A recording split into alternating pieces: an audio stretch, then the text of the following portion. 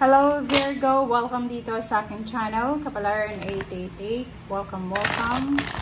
Alamin natin kung anong messages, vibration, gabay, energy para sa lahat ng Virgo. So this is the second week of September 2025, Virgo. So titingnan natin kung ano yung energy, ano ba yung vibration na para sa inyo, Virgo. Okay. Virgo.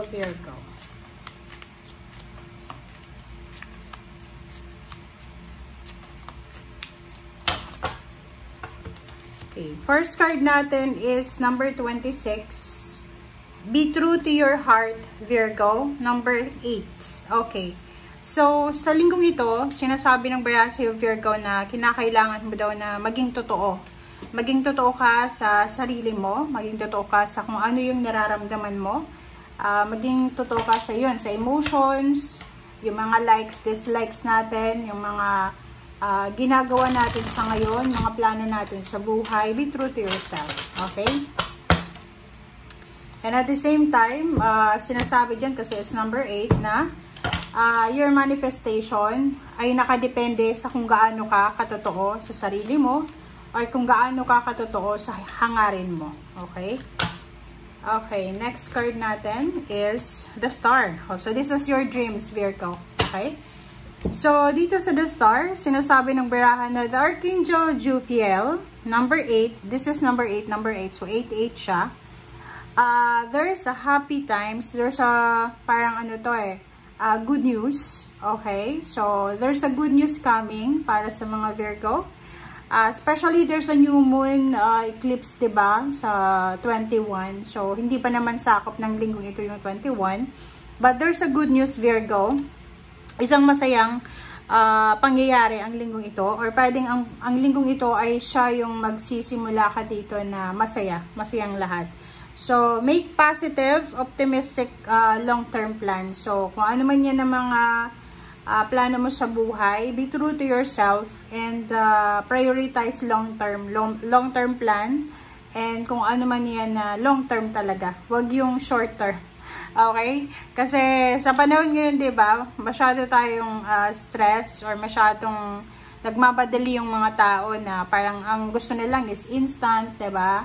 Eh dito sa iyo sinasabi na for the completion and achievements of your wishes, kailangan mo daw mag-set sa sarili mo ng long term, okay? Okay lang na maiba ka.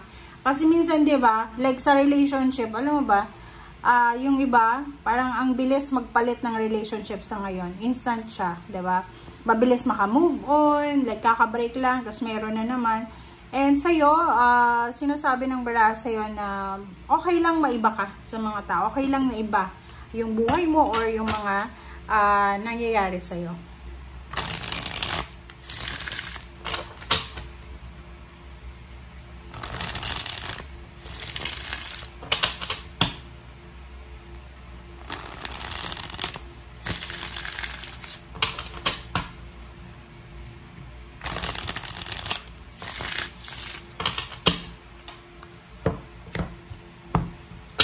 Okay, Virgo.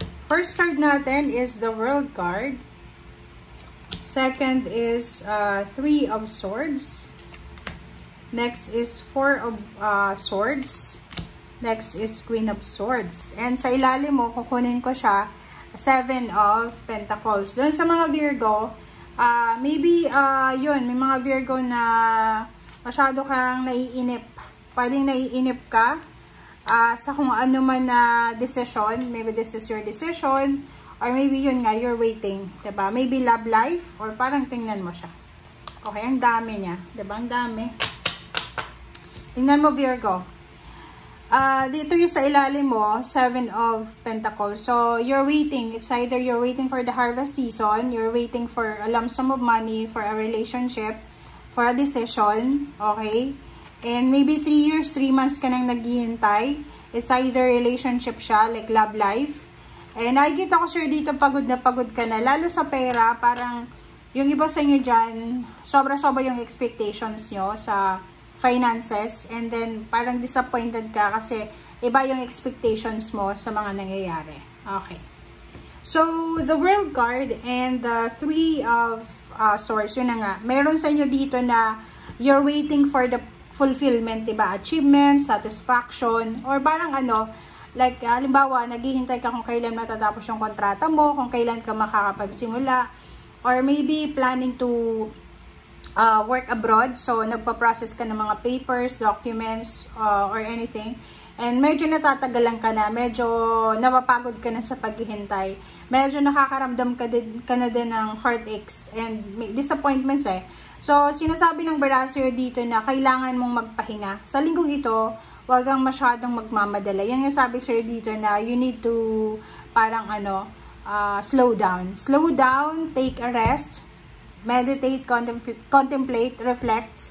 And yung Queen of Swords sinasabi na yung direksyon na gusto mong tahakin, yun na nga, mamamanifest mo yan kung talagang totoo yung nararamdaman mo. Ibig sabihin, kung ano talagang gusto mong mangyari sa buhay mo, yun yung gawin mong desisyon. Okay? Huwag tayong huwag tayong parang gagawa ka ng desisyon na labag sa kalooban mo because yun yung uso or kung ano pa man. So, kung ano yung nararapat, yun yung dapat mong gawin. Okay? Okay, next card natin is Three of Pentacles. So, this is money, collaboration, partnerships. Wow. So, nakikita ko si Virgo na you are collaborating with your family. So, sobra-sobra yung collaboration dito. And there's an incoming celebration. So, yung Three of Pentacles, maybe may Virgo ditong mag-o-open ng kanyang business. There's an opening or parang launching ng business, family business. There's a Virgo na coordinating with the family members eh. Parang like buong pamilya sila, nag-uusap-usap sila para sa okasyon. Or maybe they're planning to, launch a business or magpatayo ng bahay, magpa-renovate ng bahay or kung pa man. Okay, next is Knight of Wands.